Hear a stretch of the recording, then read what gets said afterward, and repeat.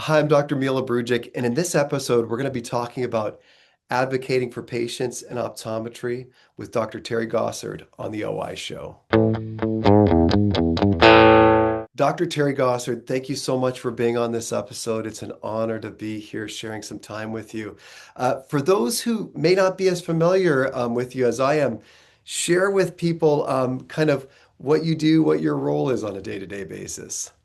Absolutely. Well, and again, thank you, Mila, Dr. Brujic, for inviting me here today. Yes, we do go back a ways, our Ohio roots run deep. If you ask me how I feel my day, every day is a little bit different.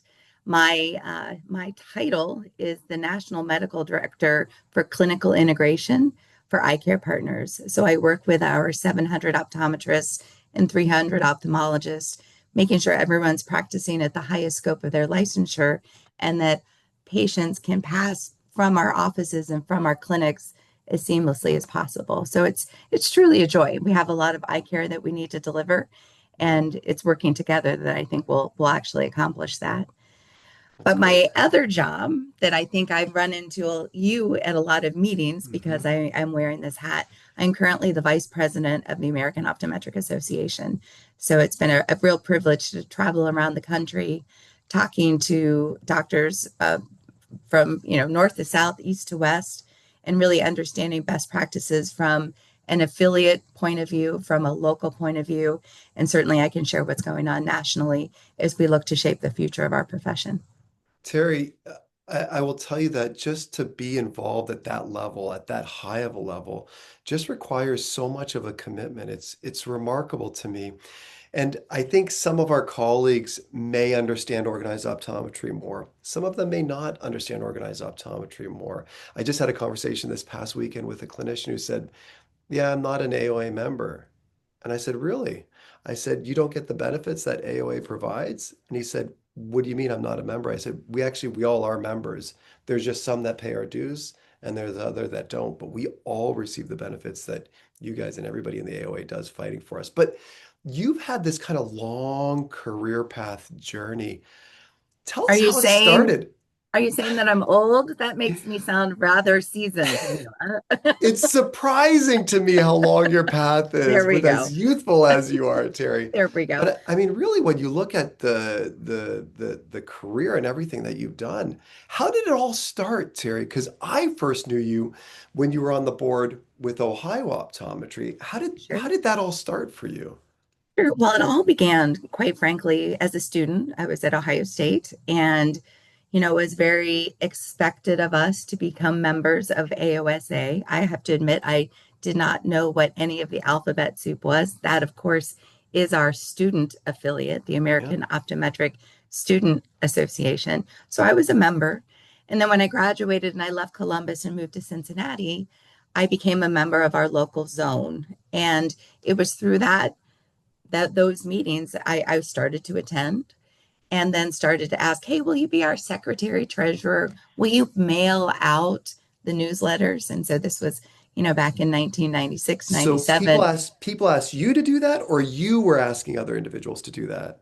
Actually, I think they were looking someone that would run to Kinko's and print the documents. I think they wanted, she's new, let's put her to work.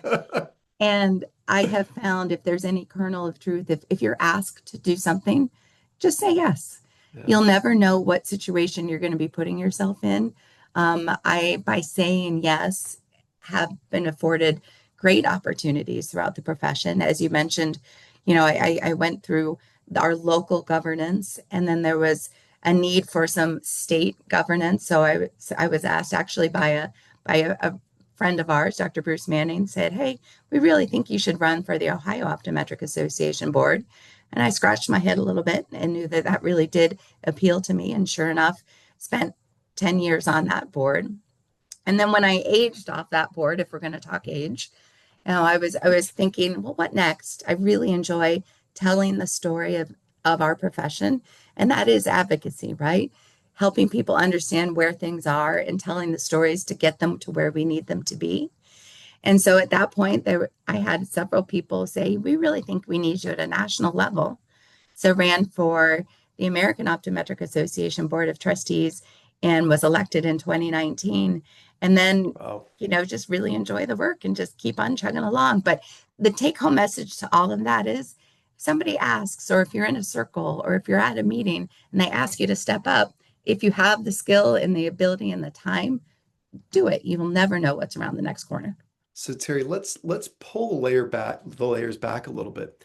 What if there's somebody at that local level that wants to get involved, that's listening to this, but they don't necessarily know how to get involved? Because it always starts at the local level, and you kind of get a feel for what things are like in terms of the way that the organization runs and really how organized optometry advocates for the patients that we care for.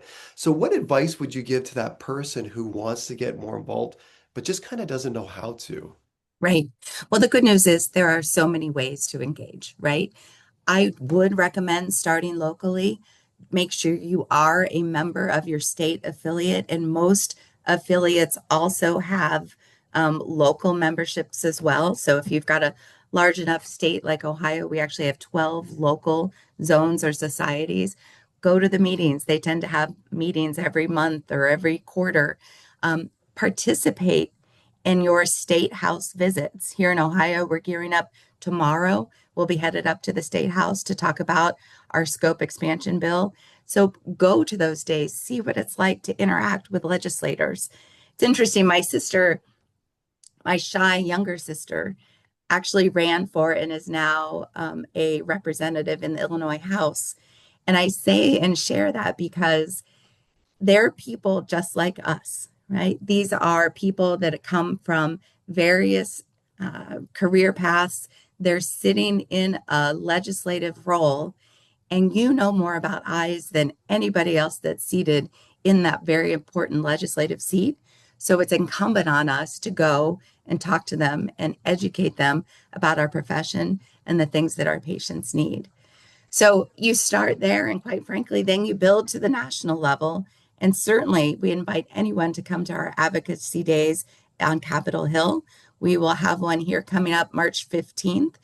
We will have roughly, I think, 400 doctors and students in Washington, D.C. as a follow up from our fall meeting, where we're meeting with legislators about a lot of things that we have that impact our ability to care for patients, most namely vision plan abuses, making sure that we are allowed to make the best decisions for our patients without third party in the room, and certainly making sure that everyone understands the role that plays in the overall healthcare system. But even beyond traditional advocacy, you can engage with your state affiliates and your local societies through education, through leadership programs that states have, through public awareness efforts. It is one of my joys is to share the incredible work of all that we do for our patients every day. So at Terri, the end of the day, it's just the doctor telling the story of what you do every day in your exam lane. I'm gonna flip this. This is amazing. Like this picture that you painted is unbelievable. And I can't believe that I'm full of a profession who gives as much as they do, including you, Terri. Like again, the travel, the meetings, the everything like that. Saying that, what piece of advice would you give to the doctors? Well, I don't really have time to be involved. Knowing that, I mean, we're a small profession, relatively speaking, but we seem to be a tight profession. We seem to be a profession that's made up of people that give their time for the cause. But again, we always have power in numbers. So, what piece of advice would you give to the individual who may not necessarily want to do that because they say, I really don't have time for that? Yeah, I do agree. I think we're strong but mighty, small and mighty, I should say. We're, for instance, a quarter the size of the American Dental Association. However, we way outpunch our weight class as far as advocacy efforts. So I agree, Mila, you are spot on.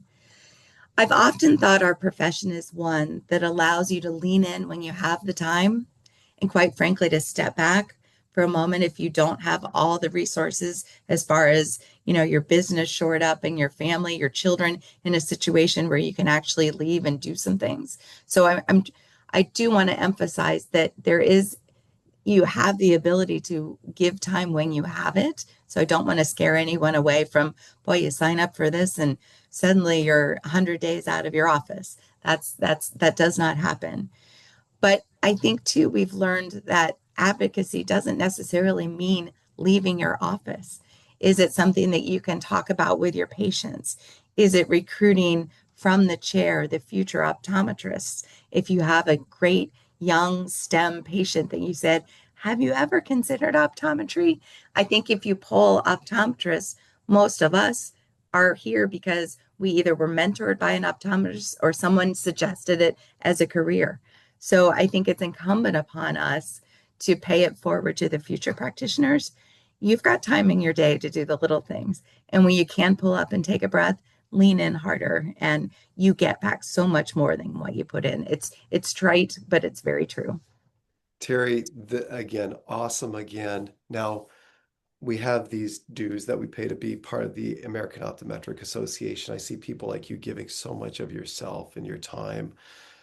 What's if you had 60 seconds with somebody who says, organized optometry, that's not my thing. I'm a practicing optometrist, but I don't want to be a member of the OOA or the Ohio Optometric Association or whatever state association is, and thus the American Optometric Association. What's one piece, one like a 60-second bite that you would share with that individual to say, here's why I think you really need to be a part of this? Oh, absolutely. Where there is strength in numbers, right? And but to your point earlier, there are a lot of people doing a lot of things to allow you to be the practitioner that you are today. And it's we can change, we can swing the tide when we all start rowing in the same direction. For instance, I'm reflecting back to when I first started down this career path. Ohio had just passed their TPA language. Prior to that, right, we could not prescribe in the state of Ohio, which is mind-boggling to me today, Yeah. 30 years later. Well, we're at that same turning point, if you will, when it comes to advanced procedures involving lasers and injections. And we have 14 states currently that are able to do that. We need to have that same domino effect where we allow more and more of our patients to access optometric services for the care we are already trained to do. So when I hear of patient or hear of doctors say, that's not my thing, it really doesn't affect me. I'm a clinician. You wouldn't be able to bill Medicare if the AOA hadn't allowed for that. You wouldn't have diagnostic and therapeutic and potentially minor surgical procedures authority if not for the AOA. And when you talk about third party parity and you talk about ability to choose the lab and choose the materials for your patient, none of those things would be possible without organized optometry. So I know you might not feel that it affects you. And part of that is I want to say everything that you do is affected by the advocacy work of everyone that came before us. And I feel so a call to action that I need to do this for the next generation and for the patients that we need to take care of. We've got a lot of eye care to deliver. Terry, I will tell you that you are beyond motivating. When I communicate with you, I feel better about myself. You make people feel good about themselves, and that's where your power lies. And I couldn't have asked for a better person to talk about this topic. Terry, thank you so much for joining us on this episode of the OI Show. Oh, absolutely. Anytime, Mila. And truly, it is stuff that I know you're passionate about as well. And I just want to thank you for carrying the message in all the circles in which you move. So I agree. We're tightly knit, and we are very strong when we all sing from the same hymn book. So thanks for being part of the choir. Thank you, Terry, and thank you all for joining us on this episode of the OI Show.